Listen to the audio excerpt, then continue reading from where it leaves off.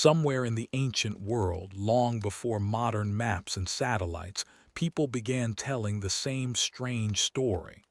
They lived on different continents. They spoke different languages. Their gods had different names.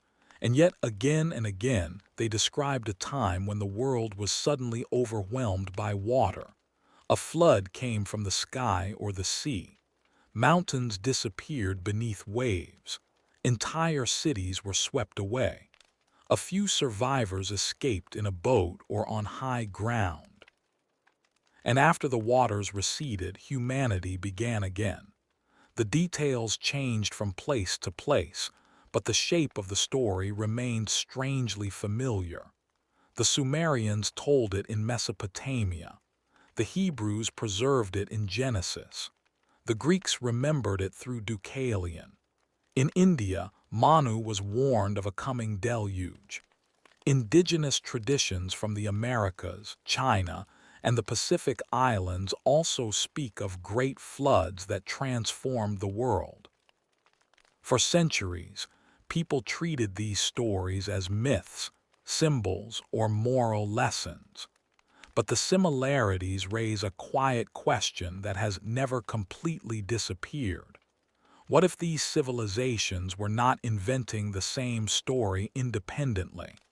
What if they were remembering something real? Gentle introduction, welcome, and settle in for a slow journey through one of history's oldest mysteries. Tonight, we will explore why so many ancient cultures described catastrophic floods, how these stories traveled across time, and whether they point to a shared human memory of a disaster long ago. This is not a story of sudden revelations or dramatic conclusions. It is a patient investigation, part history, part archaeology, part psychology, and part imagination. We will move through ancient river valleys, forgotten tablets, oral traditions, and changing coastlines. And as we go, a quiet question will remain with us. Were these flood stories only myths or echoes of something humanity truly experienced? To understand the mystery, we first need to imagine the world in which these stories were born. Ancient civilizations were deeply tied to water. Rivers were lifelines. Floodplains provided fertile soil. Seasonal rains determined survival, but water was also dangerous. A river that nourished crops one year could destroy homes the next. For people living thousands of years ago, nature was not a distant backdrop. It was immediate, powerful, and often unpredictable. A storm could erase a village overnight. A river could change course and abandon a city. The sea itself could seem alive. In Mesopotamia, between the Tigris and Euphrates rivers, floods were a constant reality. The rivers could rise suddenly after rains in distant mountains, sending walls of water across the plains. The land was fertile but fragile. The Sumerians, one of the world's earliest urban civilizations, recorded their flood story on clay tablets written in cuneiform. In one version, the gods decide to destroy humanity with a great flood. A man named Ziusudra is warned in advance, builds a large boat, survives the disaster, and eventually receives divine favor. Centuries later, the Babylonian version appeared in the Epic of Gilgamesh. There, the survivor is called Utnapishtim. The story includes details that sound strikingly familiar: the building of an ark, the preservation of animals, the release of birds to find land, and the resting of the vessel on a mountain.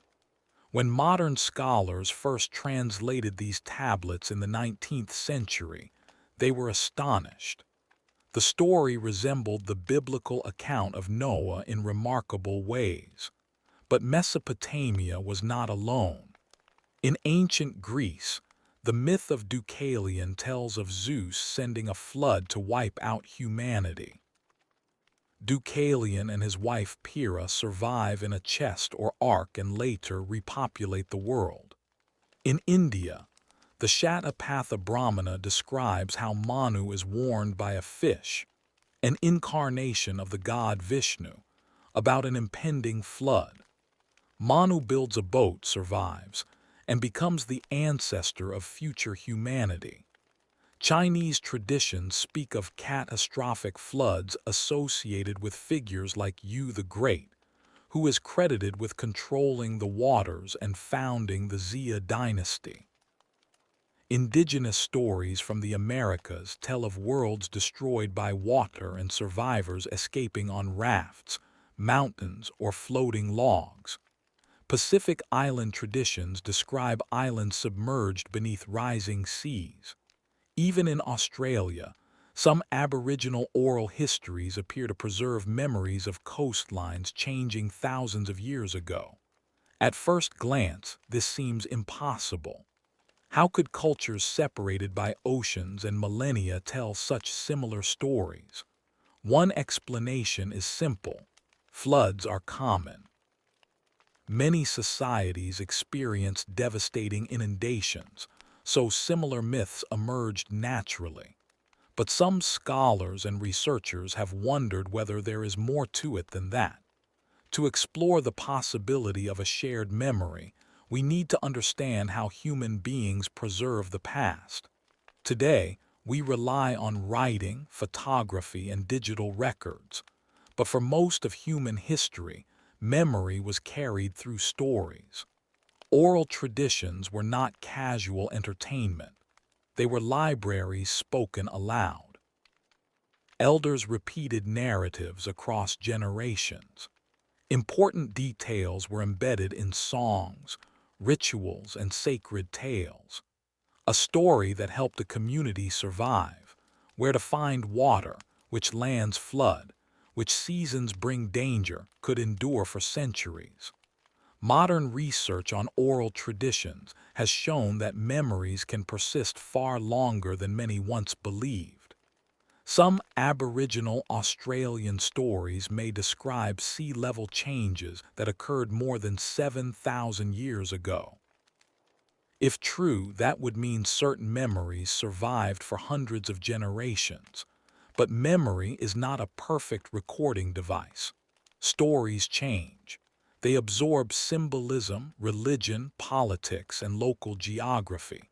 A real event can become mythologized over time, gaining gods, miracles, and moral lessons. Think of a family story passed down for generations. The core event may remain recognizable, but details shift. Characters become larger than life. Meanings deepen. The story becomes part history, part identity. Ancient flood narratives may work the same way. A catastrophic flood could begin as lived experience. Survivors tell their children. Priests connect the event to divine will. Poets reshape it into epic literature. Centuries later, the story is both memory and myth. This possibility helps explain why flood stories share a common structure while differing in details. The shared structure might reflect a real type of experience: sudden overwhelming water, survival by a few people, and the rebuilding of society. The differing details reflect the cultures that preserved the memory. Still, another question remains. If there was an original disaster, what kind of event could have been large enough to echo across civilizations? To answer that, we must travel much further back in time, to the end of the last ice age. Around 20,000 years ago, much of the northern hemisphere was covered by enormous ice sheets. Sea levels were far lower than today. Coastlines extended far outward. Areas now underwater were once dry land inhabited by humans and animals. Then the climate began to warm. Glaciers melted. Vast quantities of water flowed into the oceans. Over thousands of years, sea levels rose by more than 100 meters. Coastlines retreated. Low-lying plains disappeared beneath the sea. This was not a single sudden flood covering the entire planet. It was a long, uneven process lasting millennia. But within that process were periods of dramatic change. One of the most discussed events is the flooding of the Black Sea Basin around 7,600 years ago. According to a hypothesis proposed by geologists William Ryan and Walter Pittman, rising Mediterranean waters may have broken through a natural barrier at the Bosporus, rapidly flooding a previously lower freshwater basin. If such an event occurred, it could have displaced communities and left a powerful cultural memory. Critics argue the flooding may have been slower and less catastrophic than originally proposed, but the idea captured public imagination because it seemed to connect geology with ancient flood legends. Other regions experienced their own dramatic changes.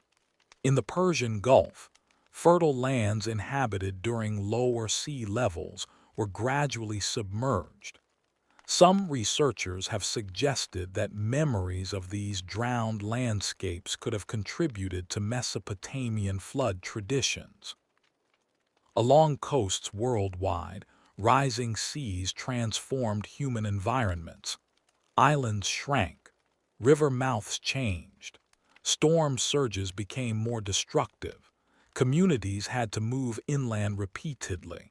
Imagine living through generations in which the sea steadily advances. Places your grandparents knew are now underwater. Old hunting grounds disappear. Cemeteries vanish beneath waves. Such experiences could easily become sacred stories about a lost world and a great flood. Yet there is an important caution here.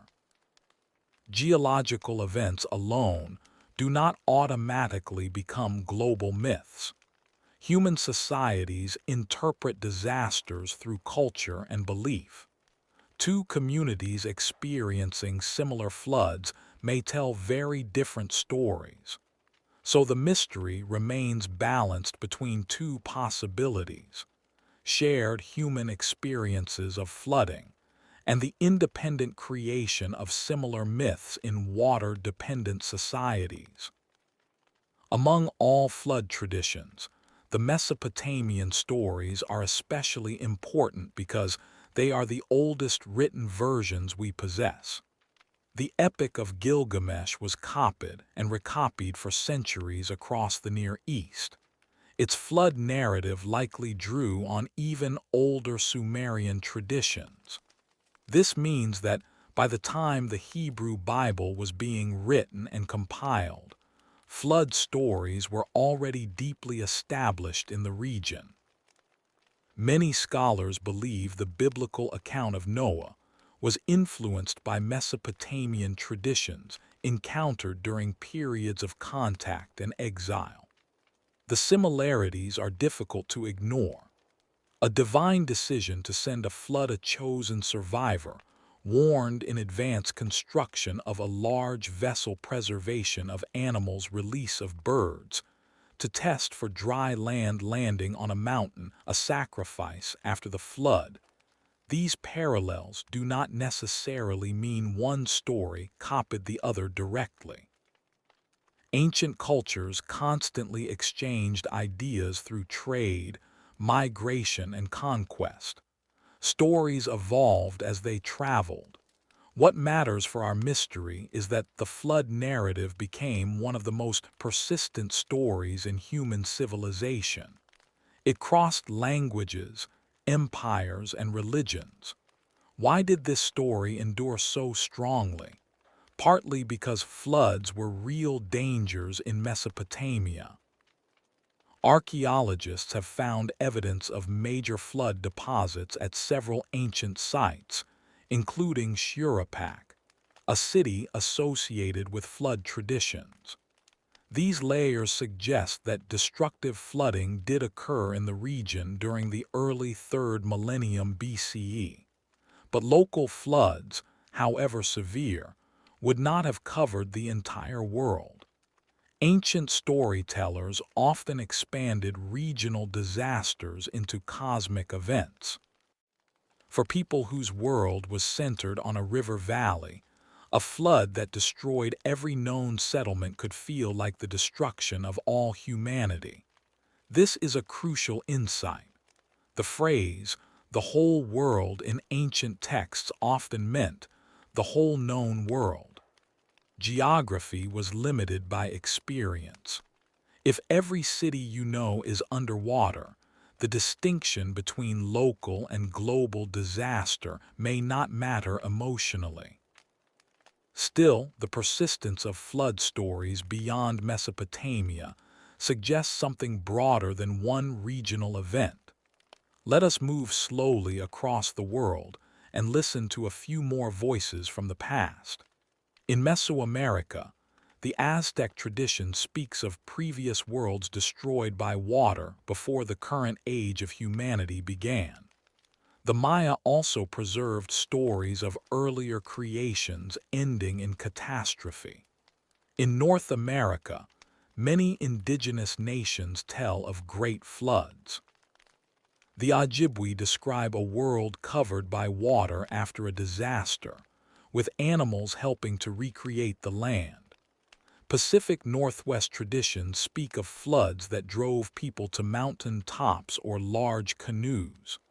In South America, Andean stories describe floods sent by divine beings, with survivors escaping to high ground. Across the Pacific, Polynesian traditions include tales of islands submerged and ancestors surviving massive inundations. On some islands, oral histories describe places now underwater, matching geological evidence of changing coastlines. In Australia, certain Aboriginal stories recount coastal flooding and the separation of islands from the mainland. Researchers have suggested that some of these narratives may preserve memories dating back thousands of years to post-Ice Age sea level rise. The remarkable thing is not that every story is identical. They are not. The remarkable thing is how often the same themes appear. Water overwhelming the land, humanity nearly destroyed a small group, surviving renewal or rebirth afterward. These themes may reflect universal human experiences. Water is both life-giving and destructive. Floods create trauma, and trauma seeks narrative form. But there is also a deeper psychological pattern. Catastrophe stories help societies explain discontinuity, moments when the world changes so drastically that the past feels lost. A flood myth can symbolize the end of one age and the beginning of another. This may be why flood stories often appear alongside ideas of moral decline, divine judgment, or cosmic renewal. They are not only memories of water, they are stories about transformation. Now we arrive at the central question. Did one real disaster inspire flood stories around the world? The evidence does not support a single global flood covering all mountains and continents within human history. Geology, archaeology, and climatology do not show signs of such an event. However, the question becomes more interesting when framed differently. Could multiple societies have preserved memories of real regional catastrophes that occurred during periods of major environmental change? Here, the answer may be yes. At the end of the Ice Age, rising seas and changing climates affected human communities across the globe. Coastal populations were displaced repeatedly. Large floods from glacial meltwater occurred in some regions. River systems changed dramatically. These were not one disaster, but many interconnected environmental upheavals. Human beings moving through this changing world may have carried stories of lost lands and overwhelming waters. As populations migrated and cultures interacted, certain narrative patterns could spread and merge. Over thousands of years, these memories became mythic.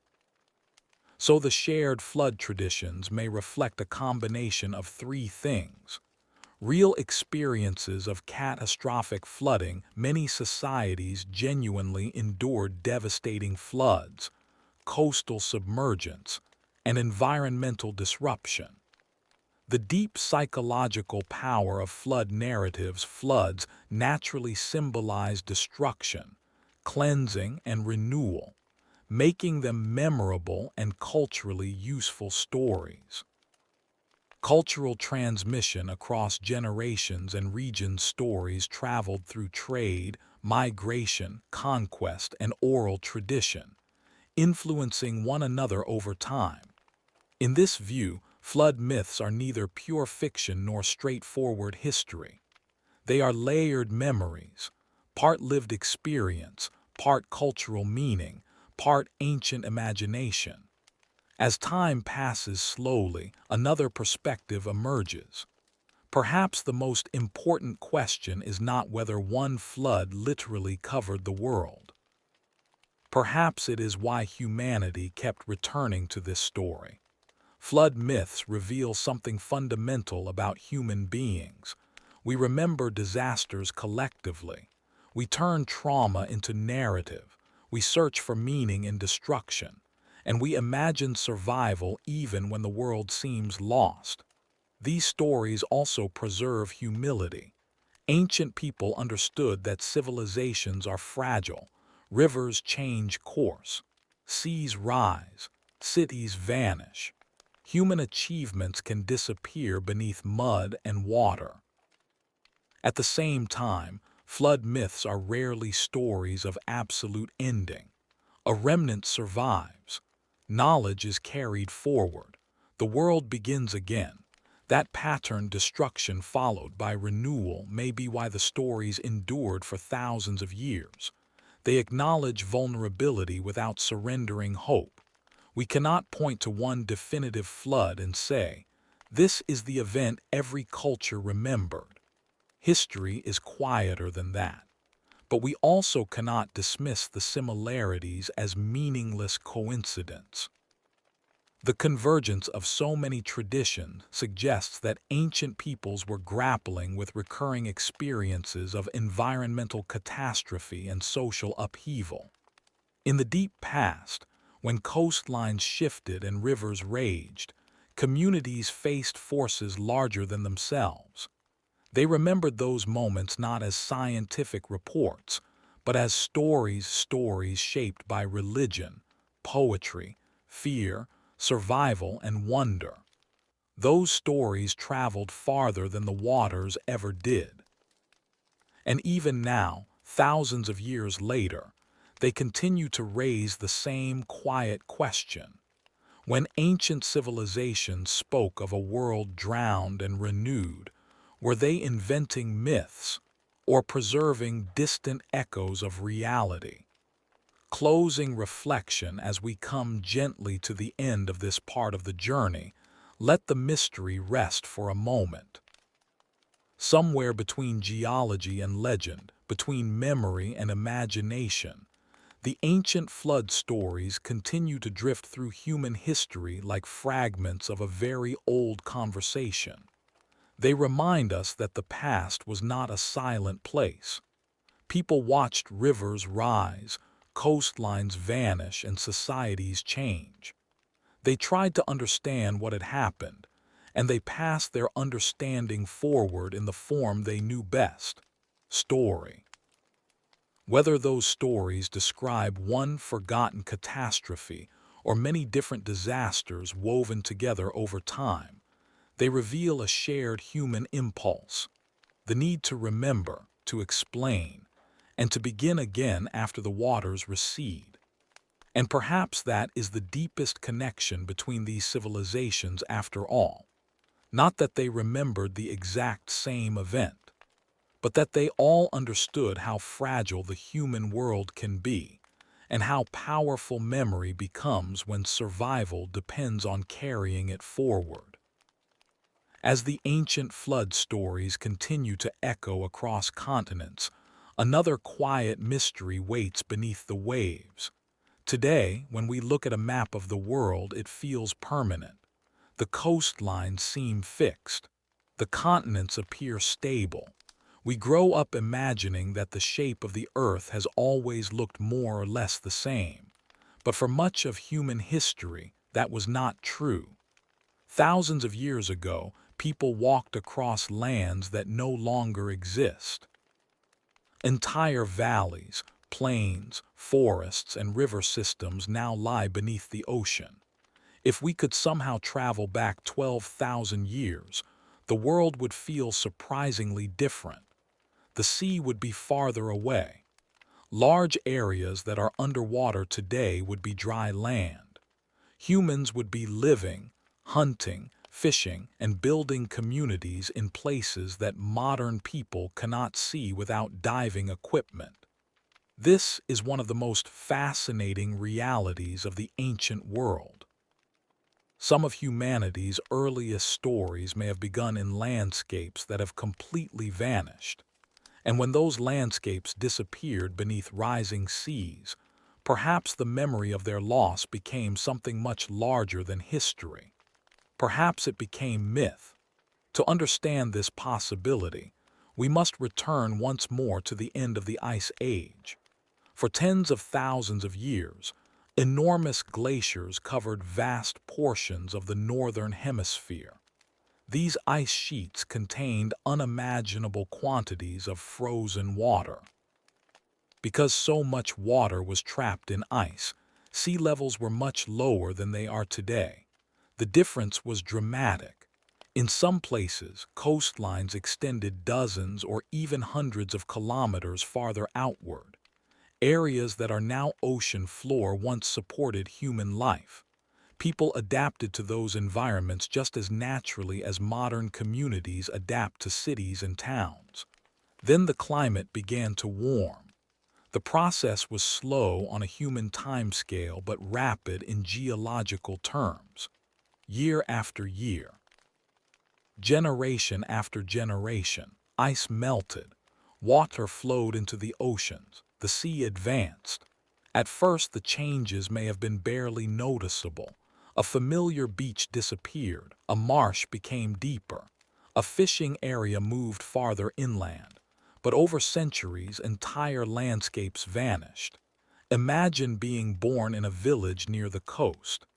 As a child, you hear stories from your grandparents about hunting grounds farther toward the sea, places they knew well, places where they once gathered food, places that no longer exist. Your grandparents speak about them almost like dreams. Then your own children grow up hearing stories about lands that disappeared before they were born, and eventually those places become legends. The memory remains, but the physical evidence is gone. Only the sea remains above it. This possibility is important because human beings are storytellers. When something valuable is lost, we remember it. When entire landscapes vanish, we remember them even more strongly. And when generations witness those losses repeatedly, the memories become woven into culture itself. Over time, stories of drowned lands may evolve into stories of great floods. Stories of migration may become stories of survival. Stories of environmental change may become stories of divine intervention. The details change. The emotional truth remains. Something important was lost. Something powerful happened. And people never forgot. One of the most famous examples of a lost landscape is an area known today as Doggerland. Long ago, between modern Britain and continental Europe, there existed a vast region of plains, rivers, forests, and wetlands. Thousands of people likely lived there. They hunted animals. They gathered plants. They established seasonal settlements. For them, this was not a mysterious lost world. It was simply home. But as sea levels rose, Doggerland slowly disappeared beneath the North Sea. Generation after generation watched the water advance. The process took centuries, yet eventually the entire region vanished. Today, fishermen occasionally pull ancient tools, animal bones, and traces of human activity from the seabed, evidence of a world that once existed, evidence of people whose landscapes were erased. When we think about flood myths, places like Doggerland invite an intriguing question. How many other lost landscapes existed around the world? How many communities watched their homes disappear beneath water? And how many stories survived long after the land itself was gone? Now let us move farther south, toward another region that may have played a role in ancient flood traditions, the Persian Gulf. Today, the Persian Gulf is a body of water separating parts of the Arabian Peninsula from Iran. But during periods of lower sea levels, much of this area was dry land. Some researchers have suggested that this region may once have contained fertile plains, rivers, and human settlements. If so, it would have been an attractive place for ancient populations. Fresh water, food sources, relatively mild conditions, a suitable home for early communities. Then, as sea levels rose, the Gulf gradually filled with water. Again, not overnight, not in a single dramatic moment, but steadily, relentlessly. The land disappeared. And if people lived there, they would have been forced to move. Where would they go? Likely toward higher ground, toward river valleys, toward regions that later became centers of civilization. Some researchers have even wondered whether memories from these displaced populations contributed to later Mesopotamian traditions. No one knows for certain, but the possibility remains fascinating. A story born in a drowned landscape could survive long after the landscape itself was forgotten. As centuries pass, memories shift, facts become symbols, experiences become sacred narratives, and eventually a flood story emerges, not because people were inventing something from nothing, but because they were preserving something too important to lose. Now let us move a little deeper into another aspect of this mystery, not the floods themselves, but the people who survived them. Because one of the most consistent features in flood stories is not destruction, it is survival. Again and again, ancient traditions focus on a small group of survivors, a family, a wise leader, a chosen individual, a few people who carry life into the future. This pattern appears so frequently that it deserves careful attention. Why would cultures repeatedly emphasize survivors? Part of the answer is simple. Without survivors, there is no story. Someone must remain alive to remember what happened. Someone must carry knowledge into the next generation. But there may be another reason. Ancient people understood something that modern societies sometimes forget. Knowledge is fragile. Civilizations depend on memory. When communities are destroyed, knowledge can disappear astonishingly quickly. Imagine a flood washing away a village. Tools are lost, buildings collapse, fields vanish. But perhaps an elder survives. That elder remembers where crops grow best, which plants are edible, how to construct shelters, how to navigate rivers, how to predict seasonal changes. In a very real sense, survival depends on preserving memory. This may explain why flood myths often focus on a wise survivor. The survivor represents continuity, the bridge between the old world and the new one, the person who carries the past forward. In Mesopotamian stories, Utnapishtim preserves life. In the biblical account, Noah preserves both family and animals. In Indian tradition, Manu survives to begin humanity anew. The names differ. The cultures differ. Yet the role remains remarkably similar. The survivor is memory itself. And perhaps this reveals something important about the way ancient people understood history. To them, history was not merely a sequence of events. History was a chain of memory stretching across generations. Break the chain and the world begins again. Preserve the chain and civilization survives. As time passes slowly, another thought begins to emerge. Perhaps flood stories are not only about water. Perhaps they are also about forgetting, and about the struggle not to forget. Every civilization fears loss, not only the loss of life, but the loss of knowledge, the loss of identity, the loss of connection to ancestors. Flood myths often place these fears into narrative form. Water becomes the force that threatens memory itself. The survivors become guardians of the past. The rebuilding of society becomes an act of remembrance. Seen this way, flood stories become more than disaster stories. They become stories about cultural survival, stories about preserving wisdom through difficult times, stories about carrying the past into the future. And perhaps this is one reason they continue to resonate even today. Because every generation faces its own form of uncertainty. Every generation wonders what will endure, what will be remembered, what will be lost. The ancient storytellers asked the same questions. They simply expressed them through the language of floods. Yet despite everything we have explored so far, one mystery remains especially difficult to answer. Why do flood stories appear almost everywhere? Even if many communities experienced real flooding, why did these stories become so universal? What is it about floods that speaks so deeply to the human imagination? To answer that question, we must leave the physical world for a moment and enter the landscape of symbols, meaning, and human psychology. Because the next stage of this journey is not only about what happened in the ancient world, it is about how the human mind transforms experience into story. And there, another layer of the mystery begins to reveal itself.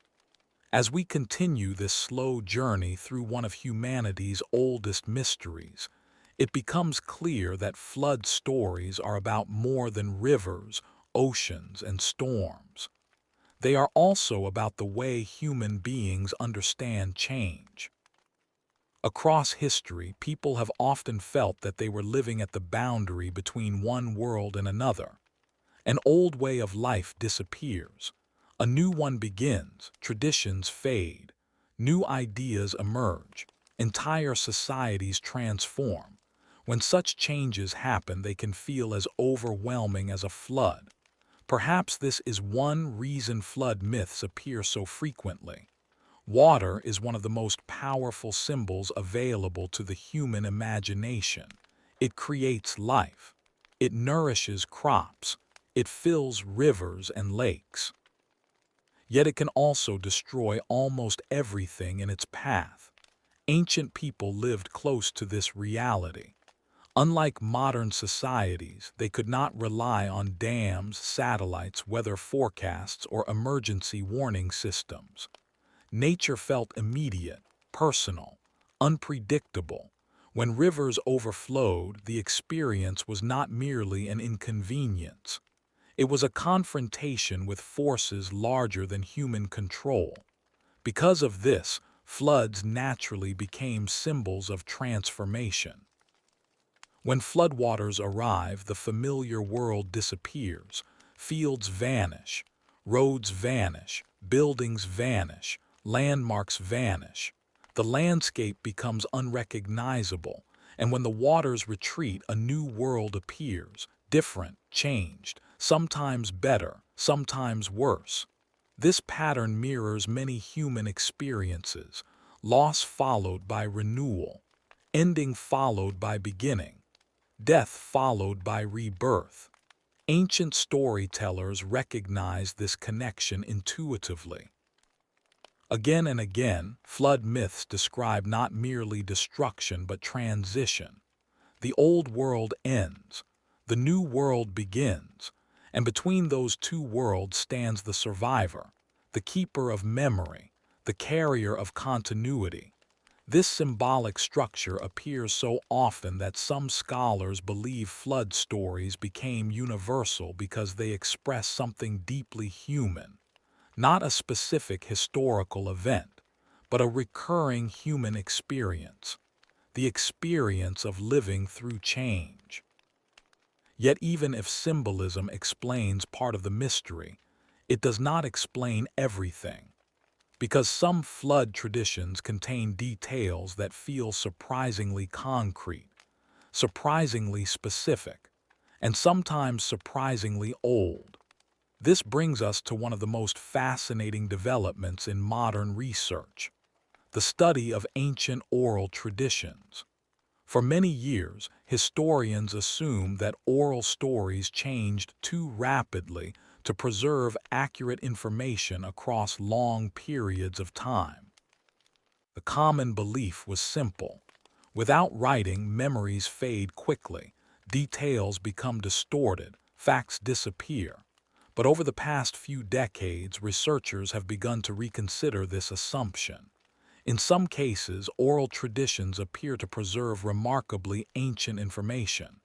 This does not mean every story is historically accurate. Far from it. Stories evolve. They absorb new meanings. They change with each generation. Yet beneath those changes, fragments of older memories can sometimes survive. One example comes from Australia. Many Aboriginal communities possess traditions describing coastlines, islands, and geographic features that existed before rising sea levels transformed the landscape. Some researchers have argued that these stories may preserve memories thousands of years old. If correct, this would be extraordinary. It would demonstrate that human communities can transmit meaningful information across immense stretches of time. Not perfectly, not like a written document, but accurately enough to preserve the memory of major environmental changes. Imagine what this means. A story told beside a fire thousands of years ago could still be recognizable today, not because every detail remained unchanged, but because the core memory was important enough to survive. If such long-term memory is possible, then ancient flood traditions become even more intriguing. Perhaps some myths contain faint echoes of real events witnessed by distant ancestors. Events so significant that communities continued telling the story generation after generation. As centuries passed, the story grew. Religious meanings were added. Symbolic layers accumulated. Heroes emerged. Gods entered the narrative. Yet beneath everything else, the original memory remained. Like a small stone hidden deep inside a snowball, difficult to see, but still present.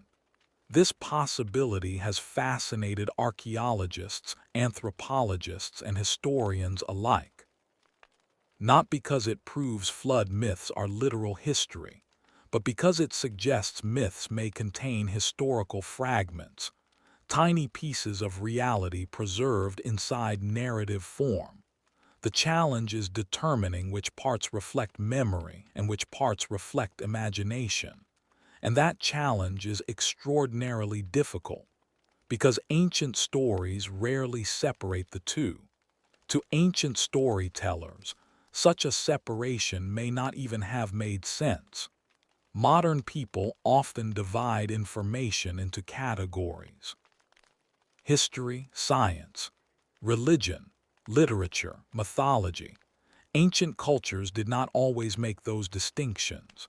For them, a story could simultaneously be history, moral teaching, spiritual truth, and communal memory, all at once. This is why reading ancient flood stories requires patience.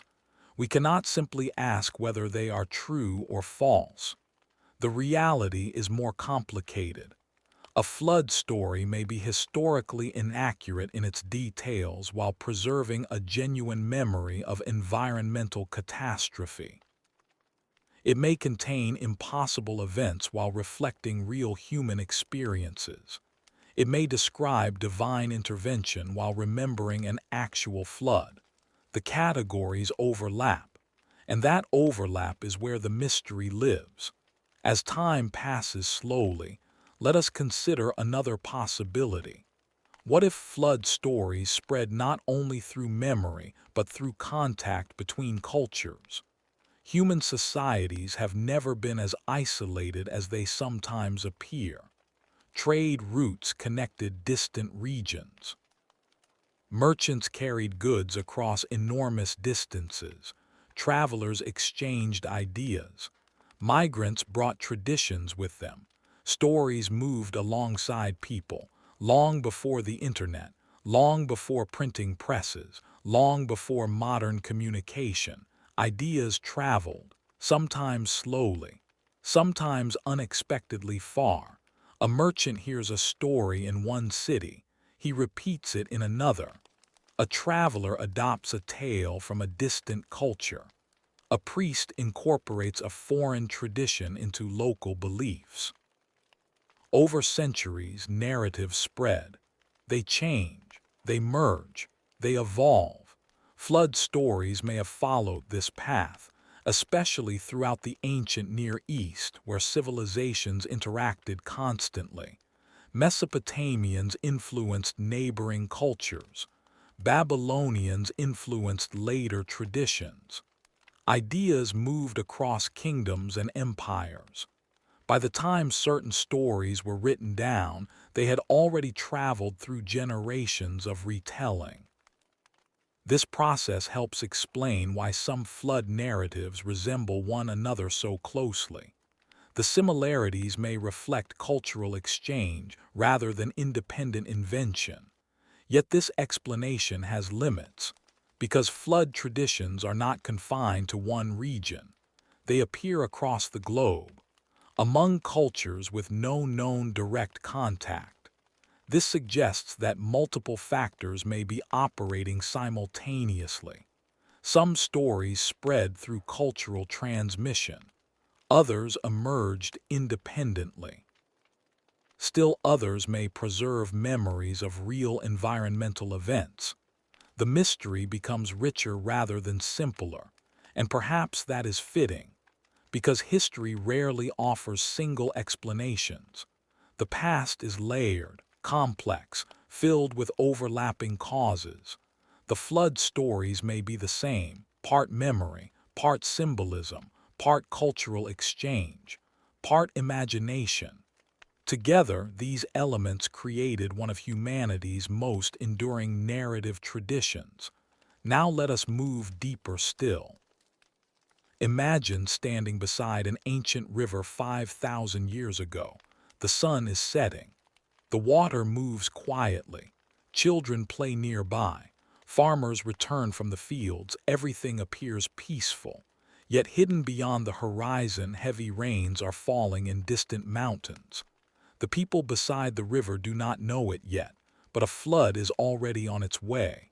Days later, the water arrives, fields disappear, homes collapse, people flee. Some survive, others do not. Years later, survivors tell the story. Their children listen. Their grandchildren listen. The flood becomes part of community memory. Generations pass, details change, yet the emotional truth remains. Something terrible happened. People endured. Life continued. This simple process may have occurred countless times throughout history, again and again, in different places, Among different cultures, the stories accumulated, layer upon layer, until floods became one of humanity's great shared themes. And perhaps this explains why they still resonate today. Even modern audiences understand the feeling immediately. The fear of losing what is familiar, the uncertainty of change, the hope of survival, the possibility of beginning again. These are timeless experiences. Ancient flood myths simply express them through the language of water. But there is another question quietly waiting in the background. A question that has fascinated explorers, archaeologists, and dreamers for generations. If flood stories preserve memories of drowned landscapes, could some lost civilization still be hidden beneath the sea? Could entire chapters of human history remain underwater, waiting to be discovered? That possibility has inspired countless theories, some reasonable, some highly speculative, some supported by evidence, others driven mainly by imagination. Yet all of them emerge from the same enduring mystery, the possibility that the oceans may be hiding pieces of humanity's forgotten past. And as we move forward, we will begin exploring those submerged worlds, not legendary kingdoms of fantasy, but real places that once stood above the waves, places where ancient people lived their lives, places that may have contributed to the flood stories we still tell today. The deeper we travel into this mystery, the more fascinating it becomes, because the question is no longer simply whether a great flood occurred. The question is what humanity may have lost beneath the rising seas, and whether traces of those lost worlds are still waiting to be found. As the flood stories continue to guide us through the ancient world, our journey now takes us somewhere unusual, not across deserts, not through forgotten temples, not into ancient libraries, but beneath the surface of the sea. For thousands of years, people have looked out across oceans and imagined mysteries hidden below. Most of those mysteries were products of imagination, yet some turned out to be real. Today, archaeologists know that ancient settlements exist beneath the water in many parts of the world. Some were flooded by rising seas. Others were submerged by earthquakes, storms, or changing coastlines. These discoveries do not prove the existence of a single great flood remembered by all civilizations, but they reveal something equally fascinating. The world of our ancestors was larger than we once believed, and parts of that world now rest beneath the waves. Imagine an ancient community living near a coastline thousands of years ago. The people fish in nearby waters, they gather food, they build homes. Children grow up learning the shape of the shoreline. To them, the landscape feels permanent, it feels eternal. Yet slowly, almost invisibly, the sea begins to move inland. A few meters here, a few meters there, not enough to alarm anyone immediately. Perhaps an elder notices. Perhaps fishermen talk about changes in familiar waters. But daily life continues. Years pass, then decades, then generations. Eventually, the shoreline has moved dramatically. Land that once supported families is gone. The sea now occupies places where people once walked. To modern observers, this sounds like geology. To the people living through it, it may have felt like the world itself was changing. And in many ways, it was.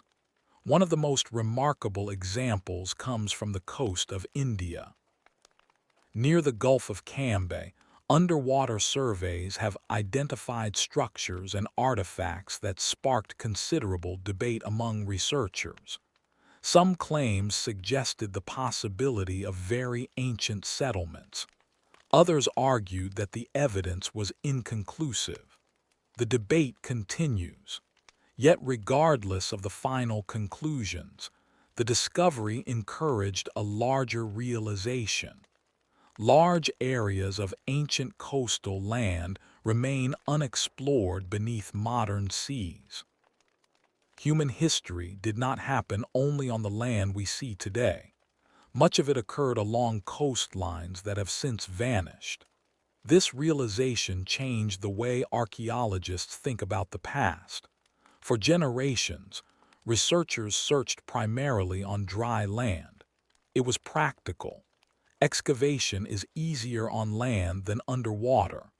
But as scientists began studying submerged landscapes, a new possibility emerged. Perhaps some of humanity's earliest chapters remain hidden beneath the ocean. Not because anyone deliberately concealed them, but because nature gradually covered them. Now let us travel to another fascinating location. Off the coast of modern Egypt lies the ancient city of Thonis Heracleion. For centuries, it was considered almost mythical. Ancient texts described it, historical references mentioned it, yet the city itself seemed lost. Then underwater archaeology revealed its remains beneath the Mediterranean Sea. Statues, temples, artifacts. Evidence of a thriving urban center. A real city, hidden underwater for centuries. The discovery captured public imagination, not because it proved ancient legends, but because it demonstrated something important. Entire cities can disappear, history can sink, and sometimes the sea preserves what the land forgets. This idea resonates deeply with flood traditions. Again and again, ancient stories speak of worlds that vanished, places that disappeared, civilizations that were lost. Modern archaeology occasionally uncovers examples that make those stories feel a little less distant, not because myths are automatically true, but because history itself can be surprisingly fragile. A city may flourish for centuries, trade routes may bring wealth and influence, temples may rise, monuments may be built. Then an earthquake strikes, the shoreline changes, the sea advances, and over time the city disappears from view. Generations later, people remember only fragments, a name, a legend, a story. Perhaps flood myths sometimes emerged from similar processes, not necessarily from continent-wide catastrophes, but from the disappearance of places that mattered deeply to those who lived there. As time passes slowly, let us think about memory once more. Imagine that your hometown vanished beneath the ocean. Imagine that your children could no longer visit it. Imagine that only stories remained. How would those stories change over time? Would they become more dramatic? Would they acquire symbolic meaning? Would they evolve into legends? Almost certainly. Human memory does not preserve events like a camera, it preserves significance. What matters most emotionally often survives longest, and few experiences are more emotionally powerful than losing one's home. This may be one reason submerged landscapes occupy such a special place in mythology.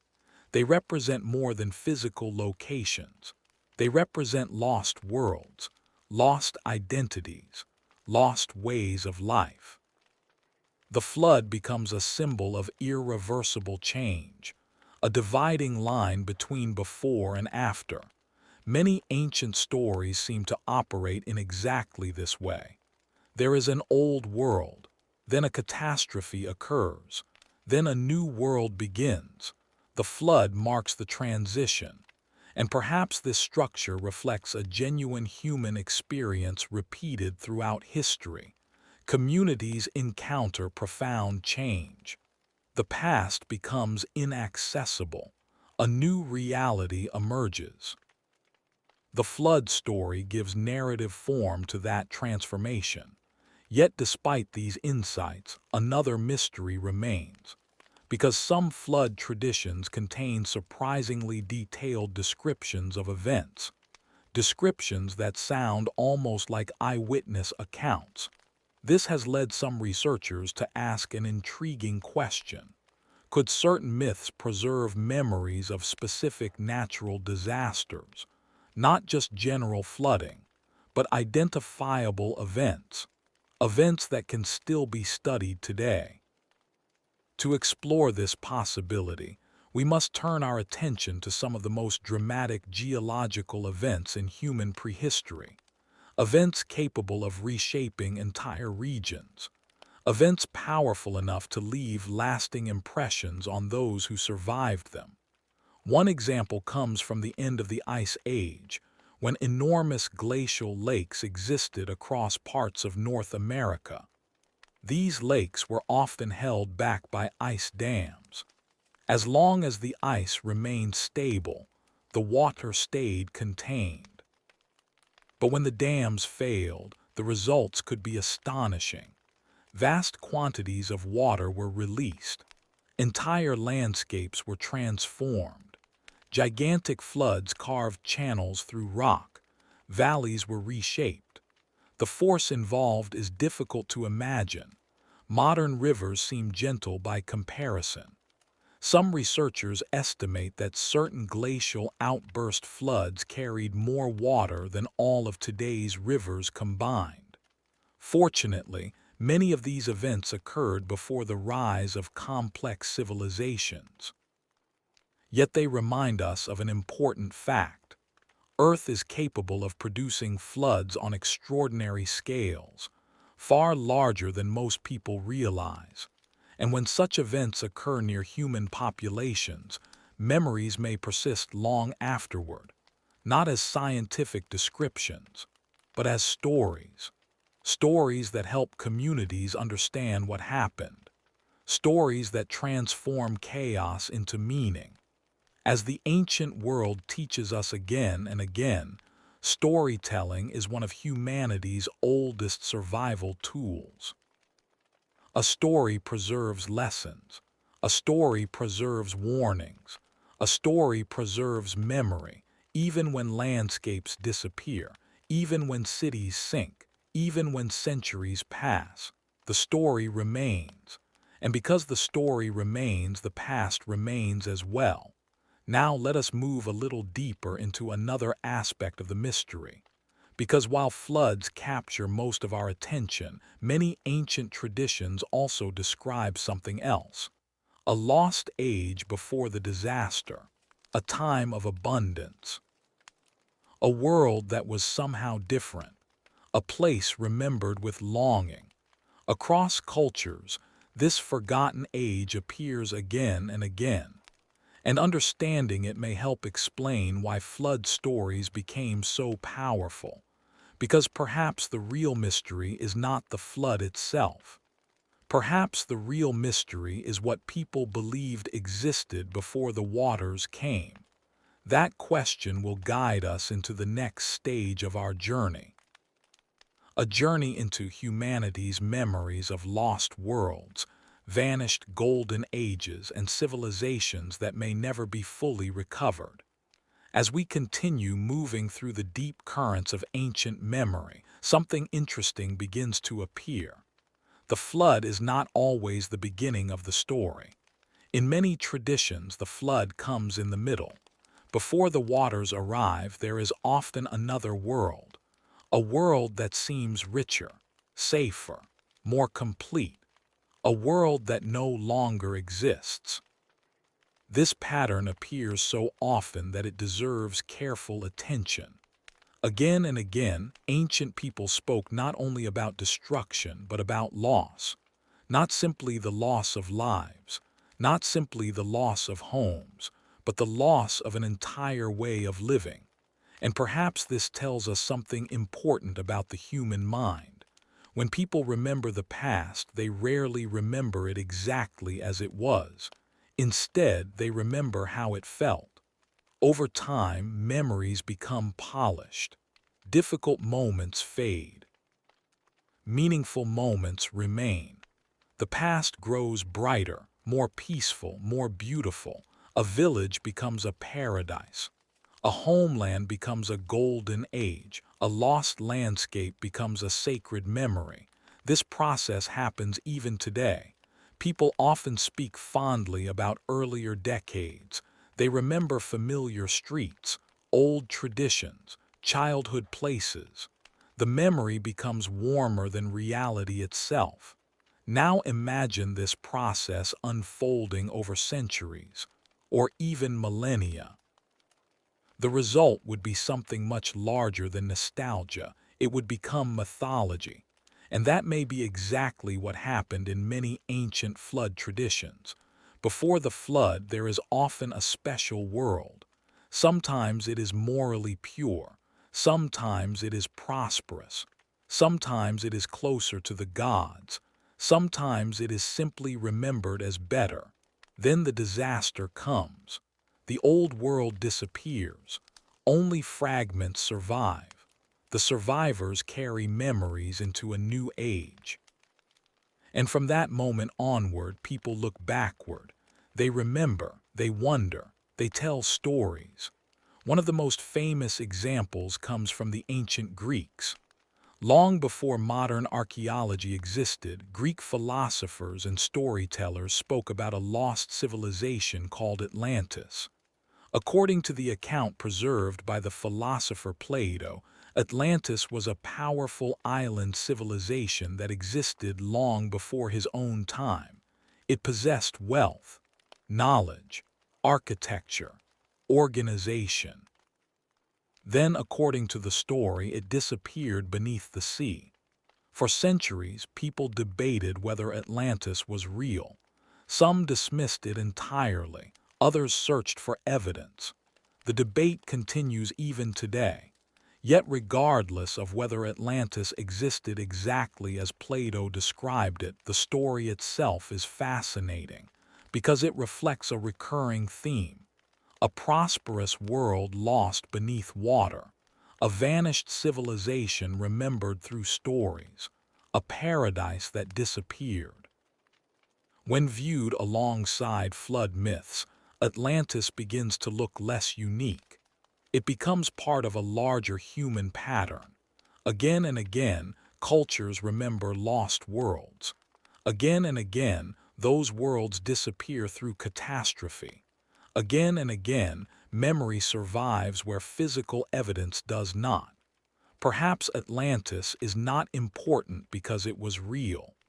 Perhaps it is important because it expresses something deeply human: the desire to remember what has been lost. As time passes slowly, similar stories appear elsewhere. Ancient India preserved traditions describing earlier ages of humanity, different cycles of history, different worlds preceding the present one. Many cultures spoke of golden ages that existed before decline began. The details varied. The themes remained surprisingly consistent. There was once a better world. Something happened. The world changed. Humanity entered a new age. Why do these stories appear so frequently? Partly because change is difficult. Every generation experiences some form of loss. Traditions disappear. Languages evolve. Communities transform. The world never stands still. Myths provide a way to understand that reality. They transform gradual change into memorable narratives. Instead of thousands of small losses, the story offers one great event, one turning point, one moment when everything changed. The flood serves this purpose perfectly.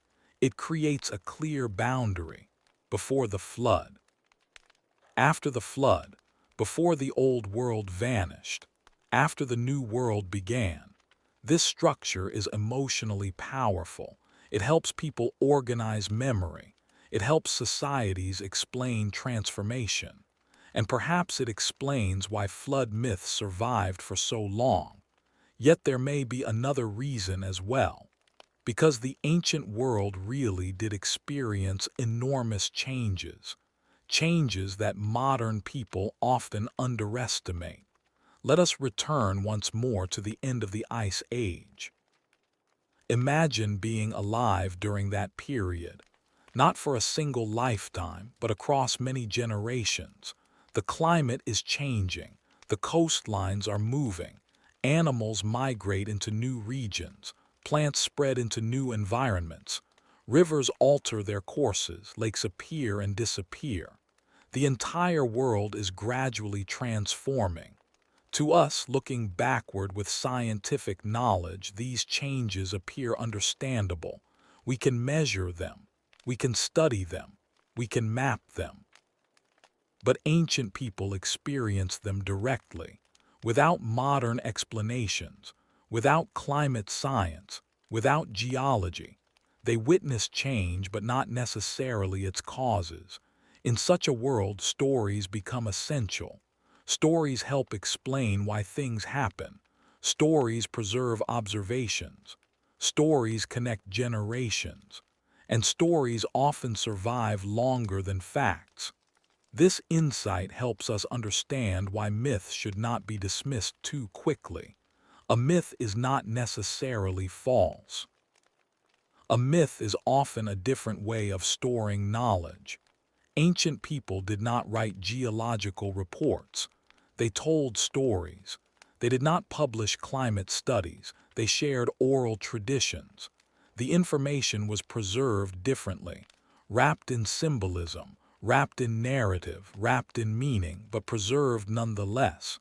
This idea has changed how many scholars approach mythology. In the past, myths were often treated as pure fantasy. Interesting perhaps, entertaining perhaps, but historically useless. Today, many researchers take a more balanced view. Myths are not literal records, yet neither are they random inventions. They often contain valuable clues about how ancient people understood their world. Sometimes those clues correspond surprisingly well with archaeology. Sometimes they align with environmental evidence. Sometimes they preserve memories that would otherwise be lost. The challenge lies in interpretation. Separating symbolic meaning from historical memory is rarely easy. And perhaps it should not be easy. Human experiences are rarely simple. History and imagination often become intertwined. The flood myths remind us of this complexity. They resist simple explanations, which is one reason they remain so fascinating. Now let us move a little deeper into another question. What happens when a disaster is so large that it changes not just a landscape but an entire culture?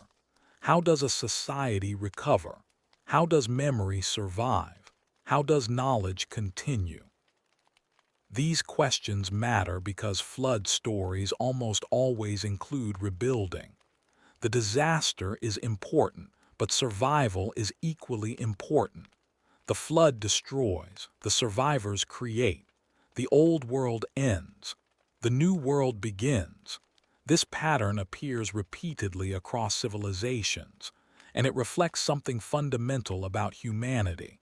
Human beings are remarkably adaptable. Throughout history, communities have faced droughts, floods, storms, migrations, and environmental change. Again and again they rebuilt. Again and again they adapted. Again and again they carried memory forward. Perhaps that is why the survivors in flood stories are so important. They represent resilience, not perfection, not power, not conquest, simply endurance, the ability to continue, the ability to remember, the ability to begin again. When ancient listeners heard these stories, they were not only hearing about disasters, they were hearing about survival. And that message may have been just as important as the flood itself. As the centuries passed, civilizations rose and fell. Empires appeared and disappeared. Languages changed. Religions evolved. Yet the flood stories endured. They crossed borders. They crossed generations. They crossed entire eras of history. Few stories have shown such remarkable longevity, and perhaps that endurance tells us something. Perhaps the stories survived because they spoke to experiences shared by nearly everyone. Loss, change, memory, renewal. These themes are not limited to one culture. They belong to humanity itself, which brings us back to our original mystery. Why do so many civilizations describe the same flood? Maybe they were remembering one disaster. Maybe they were remembering many disasters. Maybe they were preserving fragments of environmental change stretching back thousands of years. Or perhaps they were expressing universal human experiences through similar narratives. The answer may involve all of these possibilities at once. History rarely offers simple solutions. Instead, it offers layers, and beneath each layer lies another question. As we continue our journey, we will soon encounter one of the most intriguing layers of all, because hidden inside many flood traditions is a curious idea. The idea that certain knowledge survived the catastrophe. Knowledge carried forward by a small number of people. Knowledge that later helped build civilizations. Whether symbolic or historical, this theme appears again and again, and it raises another quiet question. If ancient societies remembered a great loss, what exactly were they trying so hard not to forget? As our journey slowly comes to an end, we find ourselves standing where we began, surrounded by questions, ancient questions, questions that have traveled through thousands of years of human memory, across deserts and oceans, across empires and civilizations, across countless generations of storytellers. We began with a simple mystery. Why do so many civilizations describe a great flood? Why do stories from distant parts of the world seem to echo one another? And after traveling through archaeology, mythology, geology, oral tradition, and human psychology, the answer remains both clear and uncertain at the same time. There is no single piece of evidence that proves every flood story came from one global disaster. The Earth does not appear to preserve signs of a worldwide flood during the period of human civilization. The mountains were not all covered. The continents were not all submerged. History, as far as we can tell, was more complicated than that.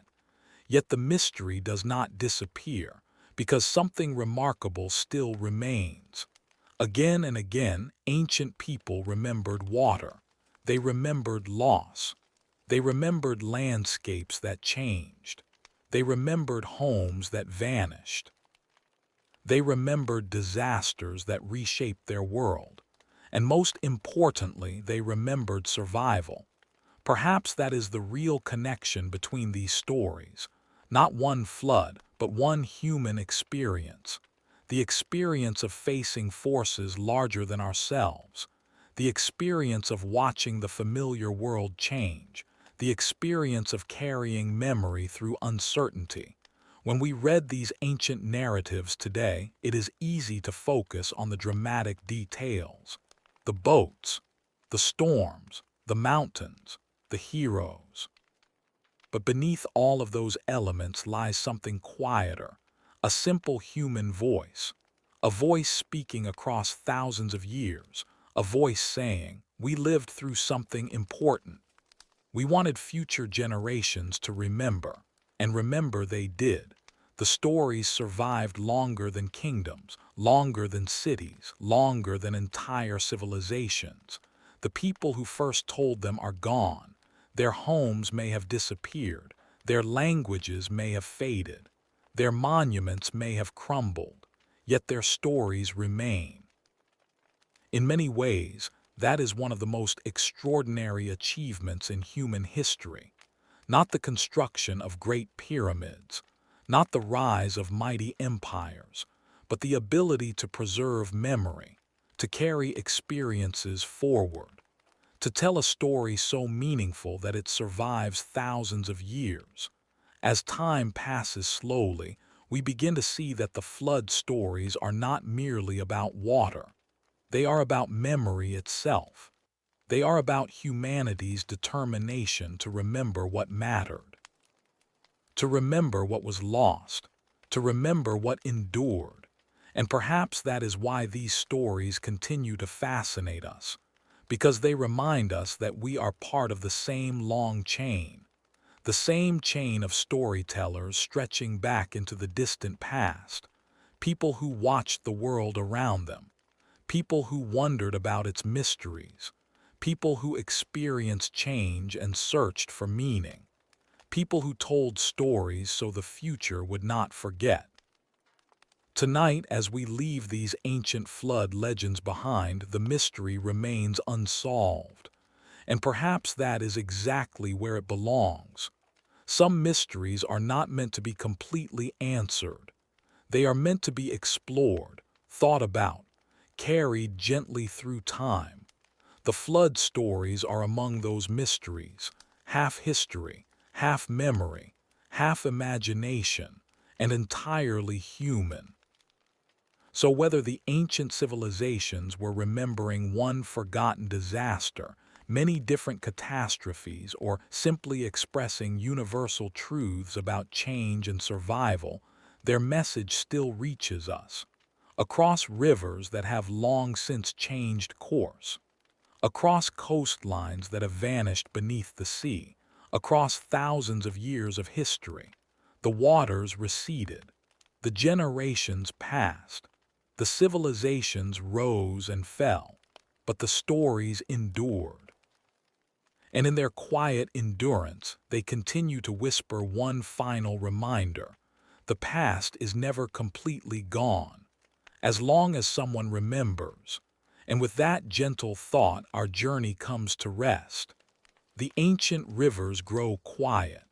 The stars continue their slow movement across the night sky. And somewhere in the distance, the oldest stories in the world continue to drift through time, waiting for the next listener to hear them.